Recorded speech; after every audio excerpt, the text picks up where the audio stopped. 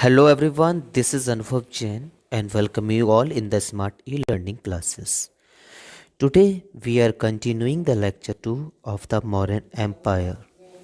First of all, we will summarize our today's topics that are Ashoka's Dhamma, principles of Ashoka's Dhamma, Ashoka's welfare, spread of Buddhism, the Mauryan administration and the central administration. Our first topic for today is Ashoka's Dhamma. So, the principle of Buddhism guided Ashoka's policy at home and abroad. Buddhism के जो सिद्धांत थे और अशोका की policies को उन्होंने पूरे अपने गृह राज्य और विदेशों में बहुत प्रचलित किया. He believed life could become peaceful and virtuous by following certain high ideals. It means the Ashoka says that by following some high ideals कुछ उच्च आदर्शों का पालन करके we will have to get a peaceful and virtuous life. This Ashoka called Dhamma, which is Prakrit equivalent of the Sanskrit word Dharma. Ashoka ने इन ideals को नाम दिया था धम्मा, जिसका संस्कृत में वर्ड होता है धर्म. By following the ideals of Dhamma life could become pure and simple without anger, cruelty, pride and jealousy.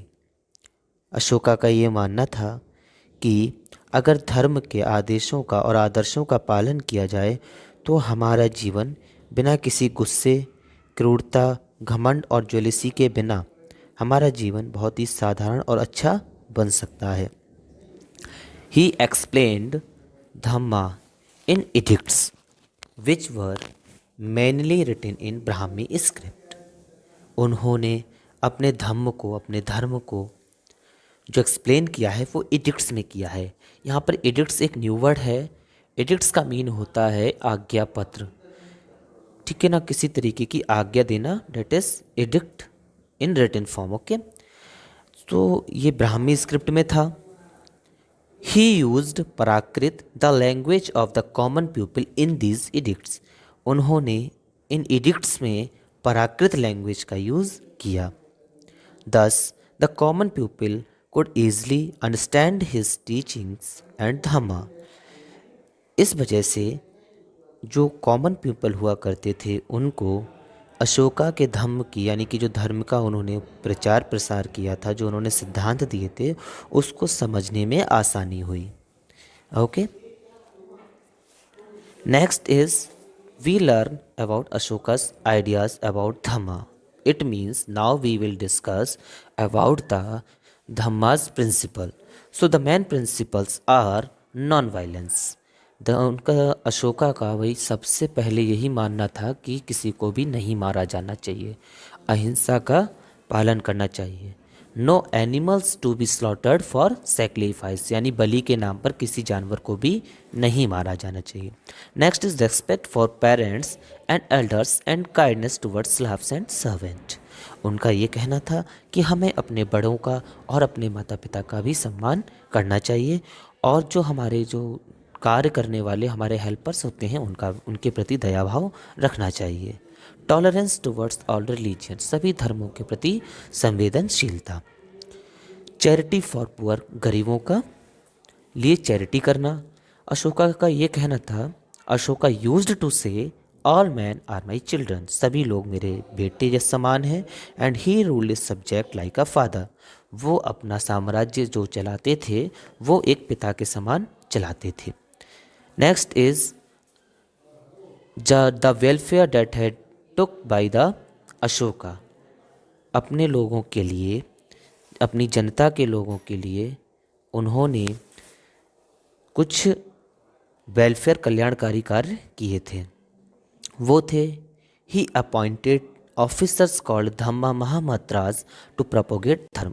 धर्म के प्रचार प्रसार के लिए उन्होंने कुछ ऑफिसर्स को अपॉइंट किया था जिनको धम्मा महामंत्रास भी कहा जाता है था. He built hospital for both men and animals. He had a number of rest houses constructed for the benefit of travelers. उन्होंने बहुत सारे हॉस्पिटल्स बनवाए, यहाँ तक कि इंसानों के लिए भी और जानवरों के लिए भी, और बहुत सारे रेस्ट हाउसेस बनवाए जिससे लोगों को ट्रैवल करने में आसानी हो। Wells were also dig in many places, कई जगहों पर कुएं भी खोदे गए। Ashoka built good roads and shady trees on both side, Ashoka ने रोड बनवाए अच्छे से और दोनों तरफ उनके शेडी ट्रीज यानी छायादार वृक्ष लगवाए। He tour the country to gather first hand information about his people and hear their complaints, Ashoka ने अपने पूरे देश का भ्रमण किया और इस चीज़ की इन्फॉर्मेशन को इकट्ठा किया कि आखिर लोगों को क्या समस्याएं हैं। क्राइम्स वर रेयर ड्यूरिंग हिज रीजन, उनके समय में क्राइम्स बहुत कम हुआ करते थे और पनिशमेंट बहुत खतरनाक हुआ करती थी। Next is spread of Buddhism. So Ashoka embraced Buddhism as a result of Kalinga War. He made huge gifts to the Buddhists and undertook pilgrimages to the Buddhist shrines. देखिए, आपको पता है कि कलिंग वॉर का जो रिजल्ट आया था उसी वजह से बुद्धा बहुत ज़्यादा दुखी हुए थे और उन्होंने बौद्ध धर्म का पालन किया था और उन्होंने बुद्धिस्ट लोगों के लिए बहुत सारे बड़े बड़े गिफ्ट दिए, जैसे कि पिलग्रिमेजेस जो होते हैं वो तीर्थयात्री होते हैं, किसी जगह की तीर्थ यात्रा करने गए लोग। And Buddhist shrines means Buddhist जो तीर्थ होते थे वहाँ पर, तो उन लोगों को संरक्षण देते थे पूरी तरीके से और बुद्धिस्ट जगहों पर जाने के लिए वो उनकी सपोर्ट करते थे। After the Kalinga war Ashoka devoted his time, energy and vast resources towards the spread of Buddhism in and outside India. Kalinga war के बाद अशोका ने अपना टाइम, अपना ऊर्जा, अपना सब कुछ सिर्फ और सिर्फ बुद्धिज्म धर्म के स्प्रेड के लिए लगा दिया। कहाँ? इंडिया में और इंडिया के बाहर भी। He himself become a Buddhist, वो खुद एक बुद्धिस्ट बन गए।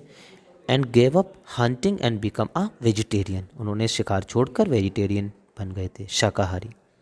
ही spread the principles of Dhamma by having them engraved on rocks and pillars, उन्होंने अपने धर्म के सिद्धांतों को बहुत सारे रॉक्स पर और पिलर्स पर इनग्राव कराया यानी कि गुदवा दिया।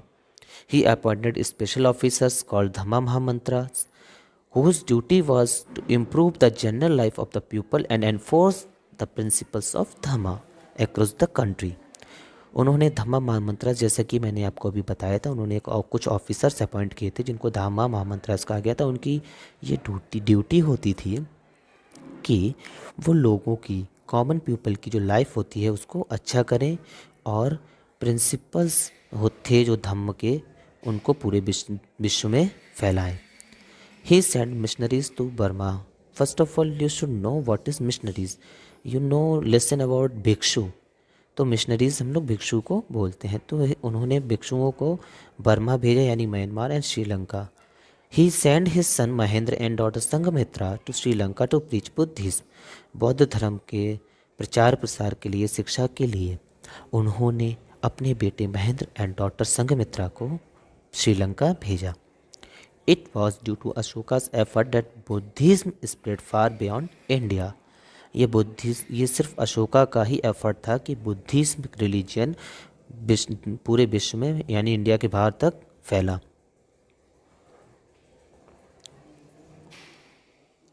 Next is the Mauryan administration. The Mauryan administration means the Kautilya Arthashastra and Megasthenes Indica and Ashoka's rock and pillar edicts give us a picture of Mauryan administration. यानी कौटिल्य का अर्थशास्त्र, मेगास्थनीज का इंडिका और अशोका का जो रॉक एंड पिलर एडिक्ट्स थे वो Mauryan administration की एक पिक्चर प्रस्तुत करते हैं। Next is central administration. Modern administration was headed by the king. Modern administration जो था उसका एक किंग हुआ करता था, सिर्फ एक, जो सबसे ऊपर होता था। He was assisted by a council of ministers called the मंत्री परिषद। जैसा कि हम लोग जानते हैं कि हमारा एक ही राजा माना जाता है, प्रेसिडेंट या प्राइम मिनिस्टर। तो जो प्राइम मिनिस्टर होता है तो उसको असिस्ट करने के लिए एक मंत्री परिषद बनता है, तो उस समय भी ऐसा होता था। Important members of the council were high priest. जो इम्पोर्टेंट मेंबर्स होते थे काउंसिल के वो होते थे हाई प्रीस्ट यानी पुरोहित, commander in chief it means सेनापति, and crown prince it means युवराज. So, according to the Arthashastra of Kautilya, the state appointed 27 superintendent. It means Adhyakshas. उन्होंने 27 अध्यक्षों को नियुक्त किया था. Most to regulate the economic activities of the state. Important administrative officials were called Amatyas. उन्होंने इन लोगों को यानी जो 27 अध्यक्ष अपॉइंट किए थे वो इकोनॉमिक एक्टिविटीज़ को स्टेट में कवर करते थे और जो प्रशासनिक तौर पर इम्पॉर्टेंट हुआ करते थे, मतलब हमारे टाइम में जो एडमिनिस्ट्रेटिव होते हैं आईएएस हैं, एसडीएम, डीएम, उस समय उनको अमात्यास कहा जाता था. So that's all for today my dear students. Thanks for watching. Have a good day.